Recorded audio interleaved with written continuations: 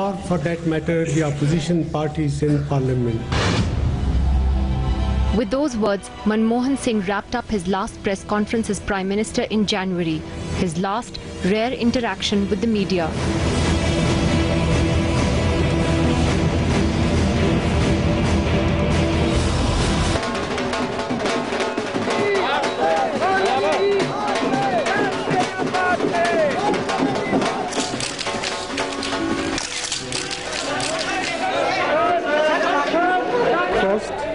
We must continue with the fiscal correction to ensure that inflationary expectations are effectively थे वो बहुत लायक थे और इसी बचपन ही की काबिलियत जो वो शुरू ही से ज़हीन थे और वो उन्हें इस अरूज पर ले गई कि वो एक बहुत बड़ी जमहूरियत के हकमरान हैं। उन्होंने तो कई दफ़ा एक दो बंदों ने ख़त भी लिखा कि आप आएँ, वही बच्चों वाला खेल छोटी उम्र वाला और वही उस टाइम वाला वो लस्सी और साग और इस किस्म की हम आपको जो है ना डिश खिलाएंगे और वही याद ताज़ा करेंगे। मनमोहन सिंह का गाँव जो है वो तो यही कह रहे कि एक दफ़ा वो यहाँ आए, उनके क्लास फेलो चले गए, जो पीछे बाकी लोग गाँव तो वह भी है, बुजुर्ग भी हैं, वही उनको देखेंगे, जो यंग जनरेशन है वो भी देखेगी, वो ये कहेगी और ये फ़ख्र करते हैं ना हम कि हमारा गांव एक छोटा पसमानदा गांव होकर आज हिस्ट्री और तारीख में उसका नाम अगर है तो वो मनमोहन सिंह की वजह से है।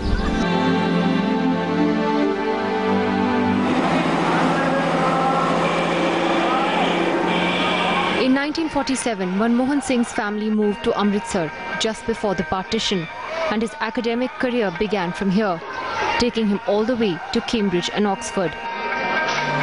He met Gurcharan Kaur when she was a BA student in Chandigarh. They got married in 1958 and went on to have 3 daughters, who, in various interviews over the years, spoke of a hard-working dad who took just one family vacation in 40 years to Nainital for 3 days, and not a single one as Prime Minister.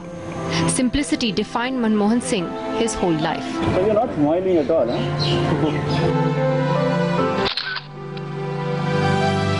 I worked with him only till 2009 in UPA1, and I have no idea how active he's been since then. But in that period, I mean, he was a workaholic, and I think in general he's a workaholic. I mentioned in my book the incident where we were going to Goa over a weekend for a Birla Institute event, and the function was at 3 in the afternoon on a Saturday. We flew in the morning and flew back in the evening, and I said to him, why don't we spend the night in Goa, and you know, the Sunday is a holiday, we spend Sunday and come back Sunday evening so that you're back at work on a Monday morning. And he said, but what do we do? You know, I mean, in Goa. So, you know, I mean, he's one of those, I can't think of too many people who would ask the question, what do you do in Goa?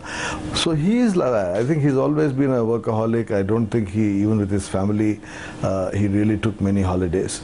And as Prime Minister, you know, it was work, work, work all the time. Dr. Singh spent much of his career as a bureaucrat and economist, but his profile grew leaps and bounds as finance minister in Narasimha Rao's government in the 90s. It was baptism by fire. The economy was in deep trouble, the country on the verge of bankruptcy.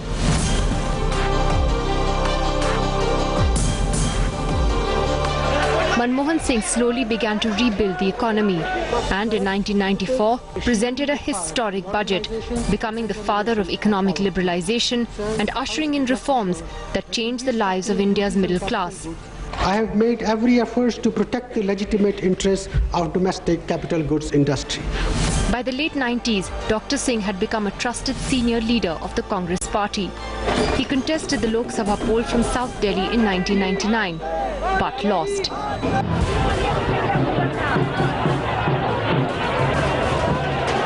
In 2004, after the Congress's surprise win, he was the chosen one. I'm very happy. I think our country will be safe in Dr. Manmohan Singh's hands. Were you surprised when Sonia Gandhi announced his name for Prime Minister? Did that surprise you? Normally she should have been the Prime Minister, but she knew that she couldn't accept this job. When she decided she couldn't accept this job, she had to then look for a person whom she could trustfully to run the government on her behalf. 2, since her plan also was that eventually Rajiv's scepter should pass to Rahul. So then she wanted somebody who would, because a lot of politicians would have tried to build themselves up and always take the letter that brought you there. So she was totally confident about that, and anybody would know that he is a man who will never let anybody down.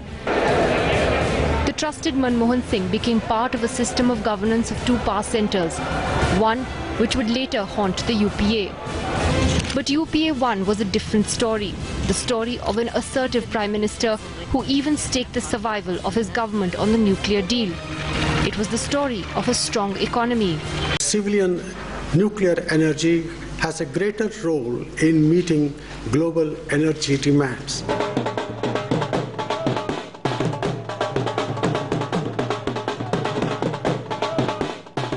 Much of the UPA's re-election in 2009 also had to do with Manmohan Singh's goodwill with India's middle class.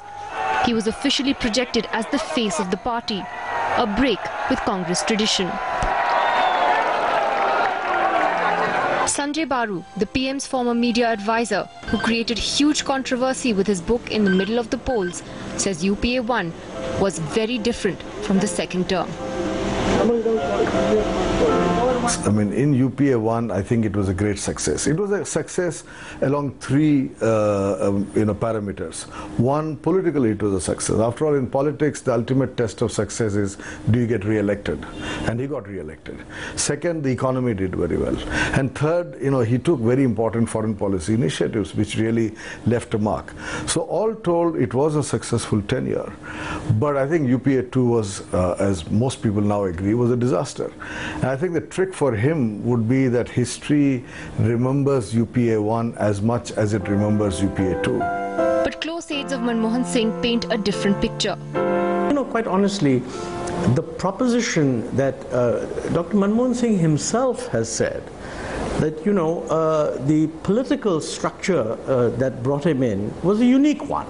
And that's not something we have to listen to Sanjay Baru about. The issue is, was that responsible for creating a problem? Now, Sanjay was actually an insider only in UPA-1. When I say insider, he wasn't actually involved in everything, but he had access to the Prime Minister, he could talk to PMO, etc.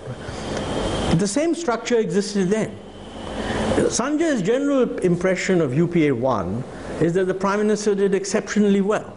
Sanjay's criticism is of UPA-2.